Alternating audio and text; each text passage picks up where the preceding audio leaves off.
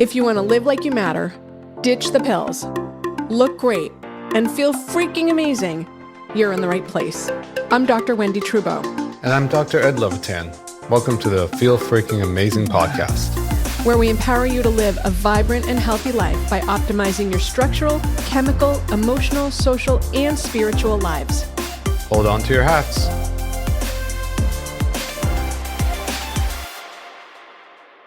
What is the difference between genetics and functional genomics? So genetics is the foundation for functional genomics, right? That's an important question because it's only through functional interpretation that we were able to apply this science to things like environmental health. So genetics is, let's study a bunch of genes and let's figure out what each gene means and give that gene a problem that it's attached to.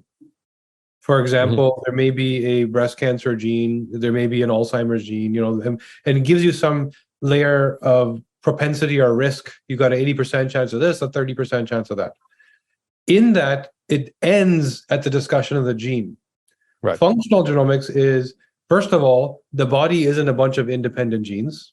There's systems and pathways we already understand. So we don't need to reinvent that by now saying, let's look at things genetically. No, let's have the genes mirror the way the body works. There's a hormone system, there's a neurochemicals of the brain, there's certain detox pathways and elimination pathways. We already know what's going on. We need to then interpret DNA in that context to drive certainty, not this probability, maybe you might get breast cancer, right?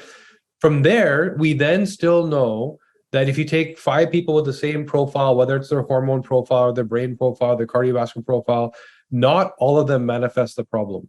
Right. Why?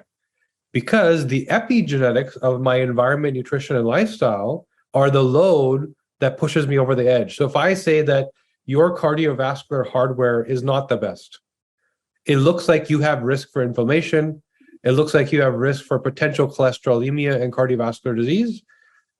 All I'm saying is it looks like that. You have bad hardware. But if you put that bad hardware on a beach with sunshine and fish and out of the sea and no stress and reading books every day, you're not getting sick. Sold. Where is that place? Where am I? I want to go there. Yeah. I want to pause for 1 second. Sure. So let's talk about, what does epigenetics mean? Sure. Because it's a relatively new concept. So there's two ways to look at it. So epi literally means above. So here's your genome, right? And here's the things happening above your genome, the inputs of environment, nutrition, and lifestyle, which can turn the dial on your genes. So if you have a gene that does it, what is a gene, first of all? It's an instruction telling your cells what to do. Different types of cells know what page of the book to read. So a heart cell becomes a heart cell because it only reads the heart cell instructions of the DNA, right? So all these cells are doing different jobs. In that, if you have a good version of a gene that, for example, moves cholesterol around, lipid transport, there may be certain foods, certain chemicals, certain stressors that cause that gene to speed up or slow down. That's epigenetics, right? So the expression of the gene, how hard is that gene actually working? You have a Ferrari, are you pushing the gas pedal to the floor or are you just tapping it? Right? That's kind of epigenetics. You know what you have foundationally, but how hard are you pushing it based on the other inputs? That's one way. The other way to look at it is, I have risk or propensity, but I don't have an innate problem, a prescriptive problem, until I've made the wrong choices. You could have 5 different people for 5 different outcomes. First of all, risk propensity. How well do I do that job? Now, what load did I put on that job? If I don't do a good job of filtering chemicals that I'm breathing in, my glutathione pathway, there's certain genes that instruct that, and I am breathing in chemicals, well, I'm going to get sick a lot faster than the person that does a good job of filtering, right? So we can start to layer on, and then the last item I would say that is typically not spoken of in epigenetics, but is super important, especially when it comes to the brain, is context. So there's your genome. Here's what you do well and what you don't do well. Here's epigenetics. Here's the triggers that push you one way or the other. And then there's context, meaning that I have a risk or propensity towards addiction. But if you put me in a place where my parents passed away at age of struggle and make my money, I'm going to become entrepreneurial. Because that same pleasure or reward seeking path, I'm putting in a different context of needing money, right? Interesting.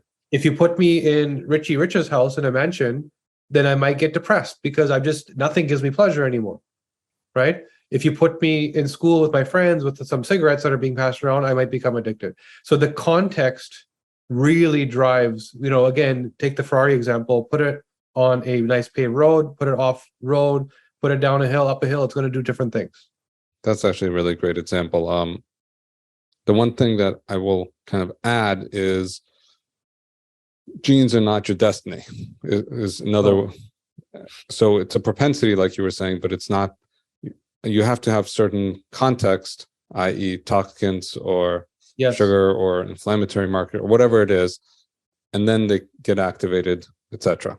Yep. The cool thing about epigenetics that I always think about is when I talk about epigenetics, which is a little off topic, but I'll say it anyways, which is so genes are fixed. They come from one side from your mother, one side from your father. They're fixed.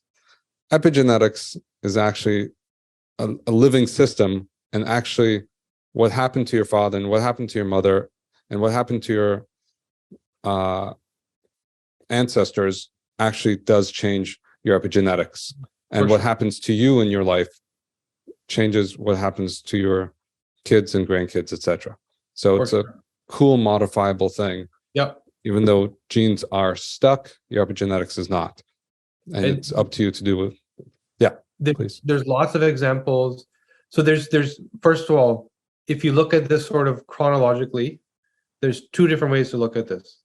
And this is where people get lost in the very first thing you said, which is that, we kind of aren't designed for our environment. There's all these things that we're breathing in and eating, right? So I'm going to talk about that in a second. But first, the way we usually think when we think ancestrally is we think about mom and we think about grandpa and maybe great grandma, right? Maybe we might go that far. So we're thinking that that's my ancestry, that's what I inherited. And so it's absolutely true. You take something as significant as the Holocaust, for example, that happened in Germany, there's proven epigenetic methylation markers that are expressing in the next generation where they're experiencing trauma from what their parents experienced. Because something that intense in nature affects the genome to the degree where it thinks it's meant to protect. Let's pass on this protective measure to the next generation. They have the same genes, but we're going to activate some stuff to a very exaggerated degree because we think this could potentially happen again. Then you get some neuroticism and some, the way of thinking changes a little bit, right? So that's epigenetics in terms of passing it on from one generation to the next. You have to then sit back and realize our genome is as it is in its current state. It has been like this for 200,000 years, right? So you're not inheriting grandma and great grandpa's legacy. There's people that were living in caves that you don't know about that you are designed to be like. Yeah. Your genome, we became who we are 200,000 years ago. That's when our brain developed to the degree it is, the neocortex kind of developed.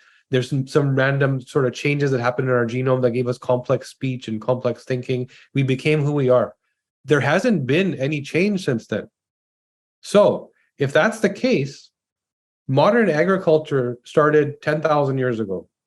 Right. Out of the 200,000, right? Yep. Industrialization started like 300 years ago, maybe?